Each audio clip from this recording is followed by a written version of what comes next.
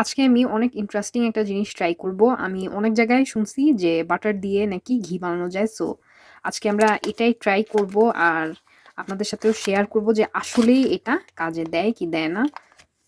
তো আমরা হচ্ছে এটা প্যানে দিয়ে দিছি। এখন এটা হচ্ছে গলবে আর ভালোমতো হচ্ছে এটাকে জাল দিয়ে নিব। দেখি এটা আসলেই হচ্ছে আমাদের ঘিয়ের মতো স্মেল আর ফ্লেভার হয় কিনা। কারণ আমি অনেক জায়গায় হচ্ছে দেখছি যে বাটার দিয়ে ঘি বানায়।